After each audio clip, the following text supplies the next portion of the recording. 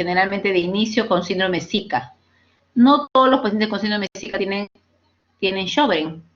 Tenemos pacientes que consumen, por ejemplo, antidepresivos y tienen síndrome Zika, ojo seco y boca seca con disminución de la secreción, pero no tienen Sjögren, ¿no? Ese es un síndrome Zika. Hay otros criterios para diagnosticar como Sjögren como tal. Entonces, tiene predilección por las glándulas exocrinas. Ese es el famoso Sjögren. Y como decíamos hace un momento, decía su compañero, hay dos, ¿no? Su compañera, Sjögren primario y Sjögren secundario, o asociado a alguna enfermedad autoinmune. Por ejemplo, el hipotiroidismo, como tal cual enfermedad autoinmune, también puede estar asociado a un Sjögren primario.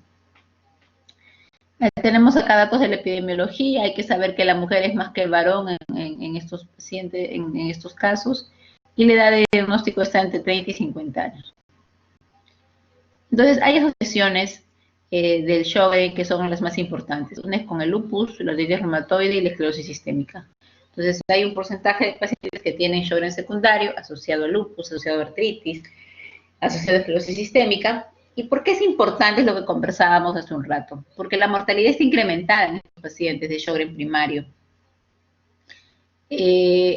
¿Por qué? Porque tenemos pacientes con Sjögren que tienen linfomas, porque hay que recordar que el Sjögren es, además de producir alteración en las glándulas exocrinas, van a tener clonas de células B anómalas, que es lo que producen estos anticuerpos contra las glándulas, y esos clonas de células B que se supone se originaron en los nodos linfáticos pueden transformarse en algún momento en linfomas. Entonces, tenemos alta cantidad de pacientes con Sjögren primario que tienen linfomas. Enfermedad pulmonar intersticial difusa, tipo lo mismo que pasa con artritis o con lupus. Enfermedad renal crónica, porque el Sjögren se comporta tal cual como un lupus, ¿no? Aunque su incidencia en daño de órgano blanco es menor que la de lupus, ¿no? Y es más crónico, o sea, no hay un Sjögren que debute pues de manera aparatosa como lo hace un lupus. Sin embargo, a la larga, si no se trata a tiempo y si no se hacen los seguimientos que se debe hacer, vamos a tener la aparición de estas enfermedades tardíamente tratadas, ¿no?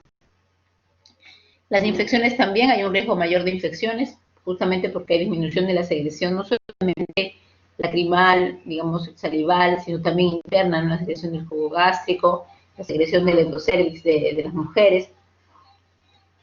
Entonces, todo esto está alterado.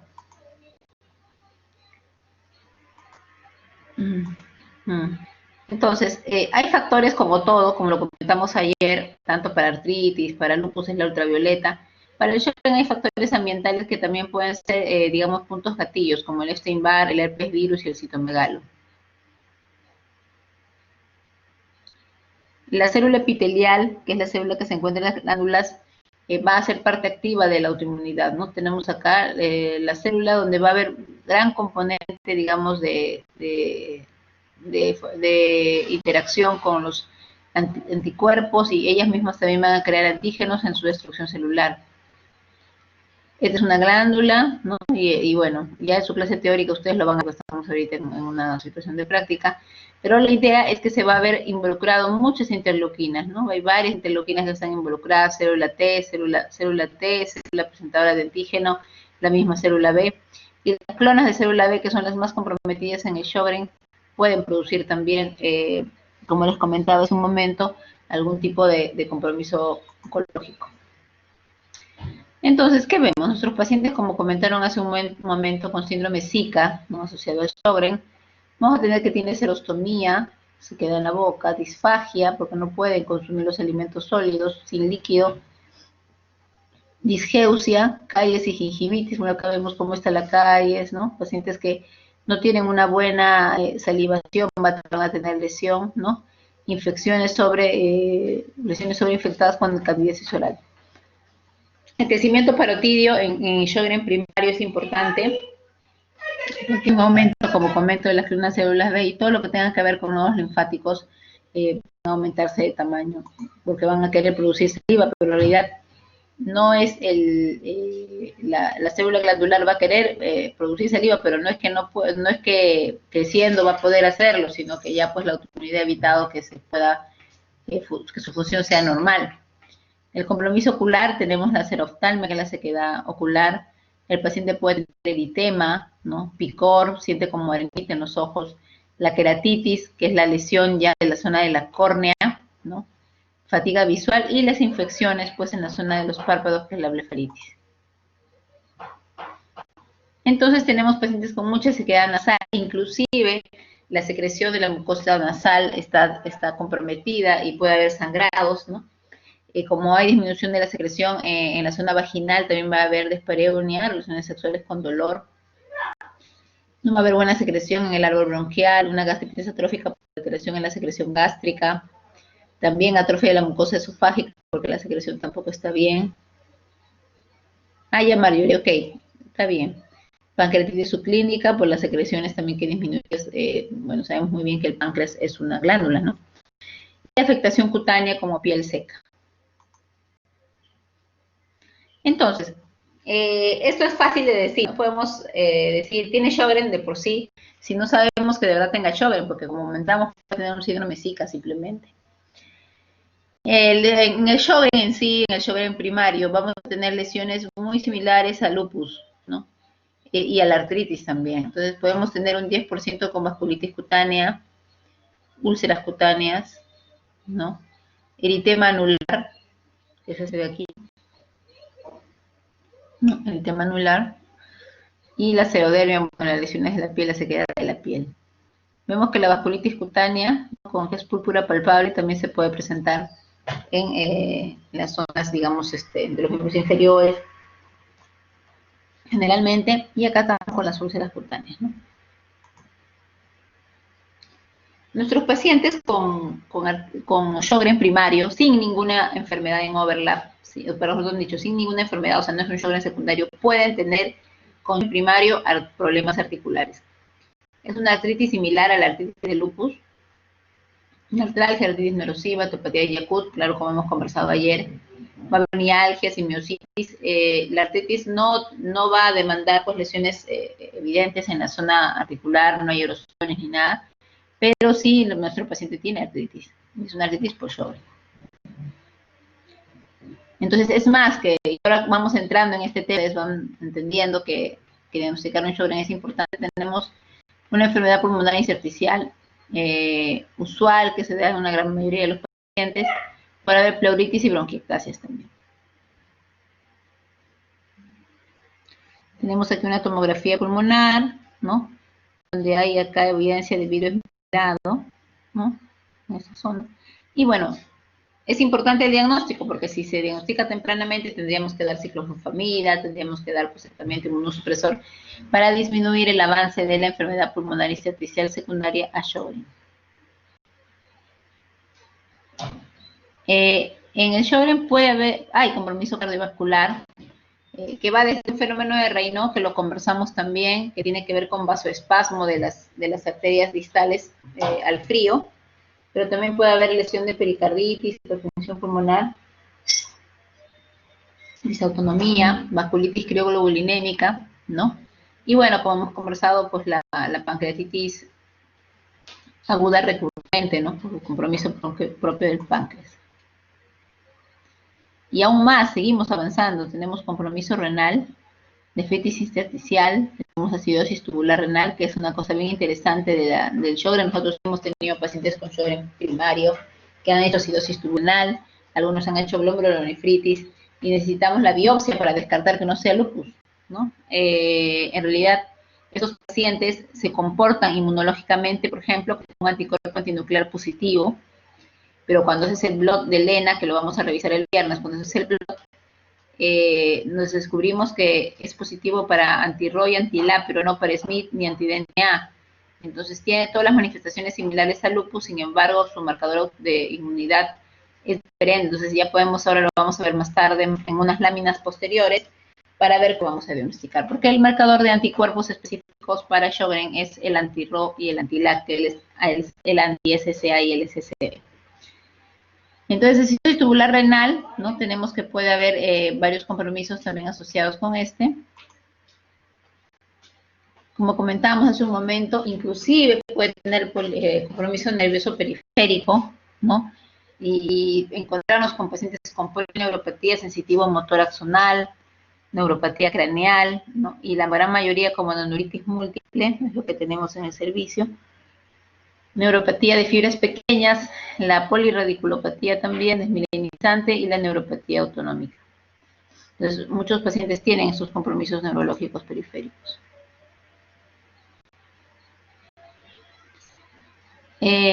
Asimismo, vamos a tener también el compromiso sistémico que se encuentra instalado en el sistema nervioso central.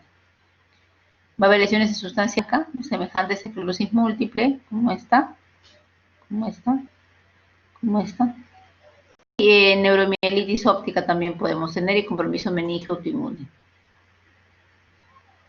Y miren qué interesante.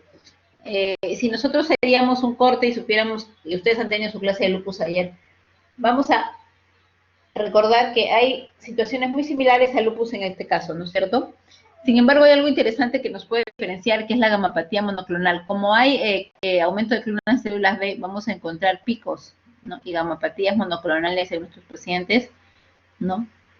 En diferencia, por ejemplo, que en el lupus eso no se da. Es 44 veces más frecuente en estos pacientes el linfoma de células B.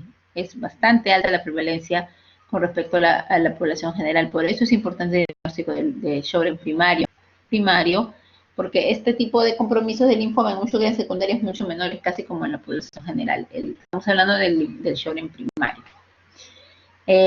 Podemos tener anemia hemolítica, trombocitopenia, el síndrome de Evans, bueno, la gamapatía monoclonal que ya comentamos. Y bueno, cuando hablamos de obstétrico, que también pasa en el lupus, por ejemplo, el paciente con lupus, la paciente con lupus puede tener también un RO y un LA positivo y tener lupus, ¿no? Porque ustedes saben que los anticuerpos no dan la enfermedad, sino la clínica. Pero, inclusive en la paciente con lupus gestante, si tiene un anti-RO positivo, entonces nosotros tenemos que cuidar que el bebé que nazca, ese anticuerpo se transfiera a nivel de la placenta y el bebé puede nacer con bloqueo cardíaco fetal, porque este anticuerpo produce ese efecto. Y entonces nuestra paciente con Sjögren con mayor razón, porque si es el anticuerpo el que da el compromiso cardíaco neonato, entonces en el caso del lupus, cuando la paciente, la mamá, tiene, además de la ANA, el anti-DNA y todo lo demás comprobado por lupus, puede tener el anti-RO, además. Entonces ya tenemos que cuidar el feto para que cuando nazca monitorizar de manera, por el punto de vista cardiológico, ¿no? Entonces hay que tener cuidado en los pacientes con Sjögren primario, de lupus neonatal, también una enfermedad valvular fetal inexplicada. Entonces, ¿no? Si vemos y hacemos un resumen, tenemos que artritis, vasculitis, deformaciones, el síndrome de Raynaud, miren acá la blanco, ¿no? El síndrome de Raynaud es cuando está expuesta al frío, se pone pálida. Perdón. Enfermedad intersticial difusa, pulmonar difusa, ¿no? Compromiso con lesiones tipo neurológicas a nivel del sistema nervioso central y aumento de las glándulas, inclusive aquí como un linfoma.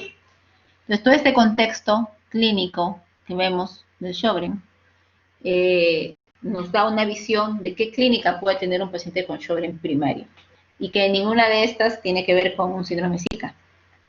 O sea, lo menos que quizás nuestro paciente de Sjögren primario pueda tener es el síndrome de ojo y boca seca, ¿no? Y entonces hay que buscar y estudiar otro tipo de compromisos de acuerdo a cómo se vaya presentando en la clínica de nuestro paciente. Como comento, esto es en un Sjögren comprobado, que no es lo mismo que tener un síndrome Zika. Entonces, el diagnóstico, tenemos que hacer, en verdad, tenemos que saber si la película lacrimal es funcional o no es funcional, se hace el test de Schimmer, que el test de película lacrimal para ver si la película lacrimal corre bien, y si no corre bien es que es un test de Schimmer positivo. En el caso del compromiso de la salivación, entonces vamos a tener La cielometría, también la cielografía. Podemos hacer la gamografía inclusive de glándulas salivales, ¿no? Que nos da una alta sensibilidad y especificidad, y porque nos da la función glandular, ¿no es cierto? Entonces, si está hipofuncionante, quiere decir que está mal. Y bueno, en casos especiales hay que hacer las biopsias. La biopsia lo que esperamos encontrar es una cialoadenitis focal linfocítica, y es importante. ¿Y por qué llegamos a esto? La biopsia. Llegamos porque hay tanta confusión, ¿no es cierto? Si hemos visto, hay muchos síntomas clínicos de otras enfermedades autoinmunes como lupus, por ejemplo, y es importante determinar el diagnóstico. Entonces a veces, pues para ya de una poder determinar el diagnóstico tenemos que llegar a la biopsia. ¿No? Focos de cielodenitis linfocítica en el corte. En laboratorio tenemos que la mayoría de pacientes tienen ANA positivo. ¿Por qué? Porque el anti-RO y el anti-LA, que son los específicos para Sjögren, forman parte del ANA, ¿no? Porque también son estos dos anticuerpos antinucleares. Entonces el ANA va a ser positivo. Hay un porcentaje que tiene también factor reumatoide positivo. El anti-RO y el anti-LA está como tal, el anti-RO en 40-70%, ¿no? El 52% es el más relacionado a la enfermedad. Y el anti-LA también se presenta en algunas ocasiones, en pocas ocasiones solo. Generalmente lo que vemos son pacientes con anti-RO 52, ¿no? Y más la clínica, ¿no? Y el ojo seco, boca seca. Entonces hay mucha confusión cuando nosotros diagnosticamos un Sjögren primario, como comento. Se puede confundir con una artritis reumatoide o con un lupus, y en realidad lo que finalmente vamos a decir que es un Sjögren, porque es importante para lo de el seguimiento por lo del linfoma. Entonces hay criterios de clasificación, ¿no? Criterios europeos de clasificación del Sjögren. Tenemos síntomas oculares positivos, uno o más de ellos. Es la resequedad, sensación de arenilla, como le comentaba el paciente, dice: doctor, yo siento que hay una arenita en mis ojos, siento como que se me hubieran echado tierrita, ¿no? Y no pasa, es la sensación de arenita en los ojos. Y bueno, que la paciente tiene que necesitar pues, lágrimas artificiales y no se siente bien. En los síntomas orales, la resequedad de la boca más de 3 meses, el aumento de volumen en las glándulas salivales, y siempre tiene que estar tomando agüita porque no puede pasar los sólidos sin agua. Esos son los síntomas, ¿no? Y esos son los síntomas. Cuando hablamos de signos, ¿no? Cuando ponemos los signos oculares, la prueba de Schimmer positiva, que es lo que hemos comentado. Esto de la racha de Bengala ya no se usa mucho, nosotros no lo usamos, pero bueno, también se determina en el grupo europeo que puede ser positivo. En los datos histológicos tenemos la biopsia labial con foco score mayor de 1, y la afección de glándulas, por ejemplo, con una gamografía salival, con hipocaptación, es decir, hipofunción de la glándula es importante, la cielografía también, el flujo salival sin estimulación. O sea, todo eso tiene que ver con la afectación ya, digamos, evidente de las glándulas, ¿no? Y los autoanticuerpos, el anti-RO o el anti-LA, el ANA o el factor reumatoide.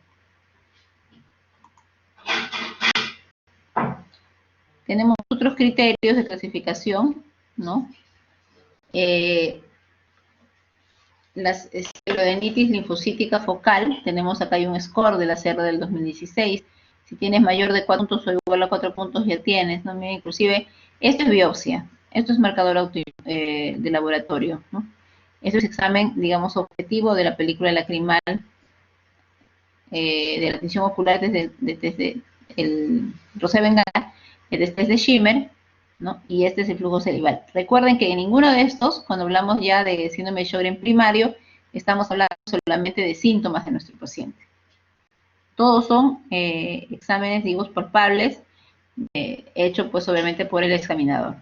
Entonces el diagnóstico es cuando tiene 4 o más puntos.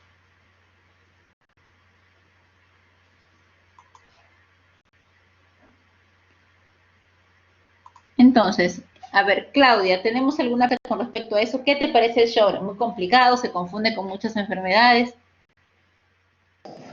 Sí, también lo veo muy parecido a lupus. Claro. Se puede confundir fácil. ¿Preguntas? No, no tengo preguntas, doctora. Está clarito.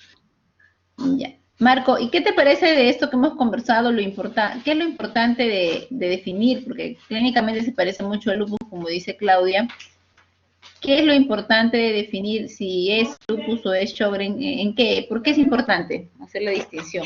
Creo que es importante primero definir si estamos frente a un Sjögren de verdad o ante a un Zika, como usted comentando, un síndrome de resequedad de mucosa.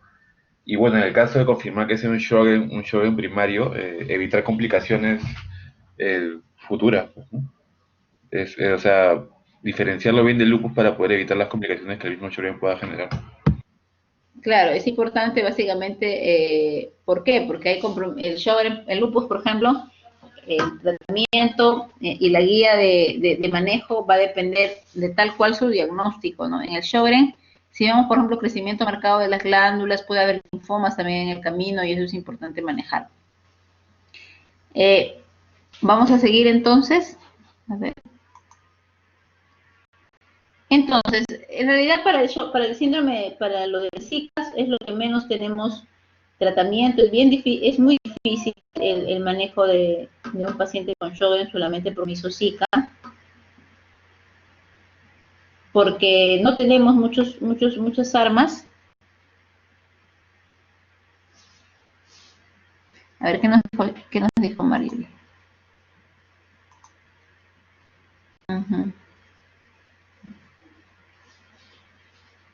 Sí, está bien. Y justo lo que hablábamos nosotros al inicio, ¿no? Nosotros ahora estamos hablando del síndrome de Sjögren primario, pero es que el Sjögren también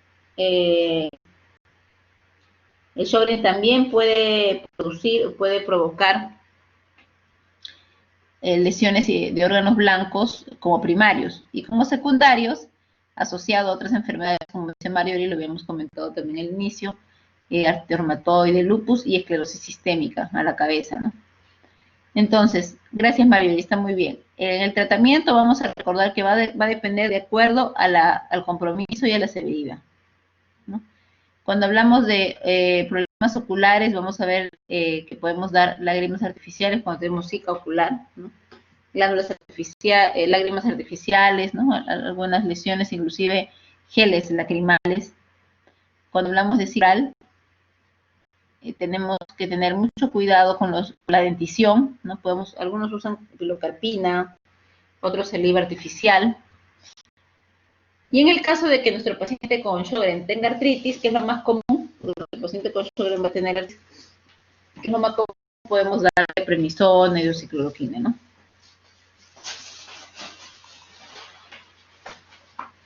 Pero ya cuando ya tenemos diagnósticos de órgano blanco, ¿no? Diagnósticos ya de compromisos más, digamos, que pueden dañar inclusive o provocar riesgo de muerte en nuestro paciente, ya tenemos que tratar, ¿cómo se trata? Un lupus, ¿no? Tenemos, por ejemplo, vasculitis, que tendríamos que usar prednisona a dosis altas, azatioprina, micofenolato, ciclofosfamida, a la misma dosis que se usa para un lupus. Entonces, nuestros pacientes van a tener que recibir las vacunas que son necesarias para antes de empezar la inmunosupresión, etc. En el caso de linfomas asociados al lupus, nosotros usamos rituximab, que es un anti-CD20. A ver, un momento chicos, disculpen.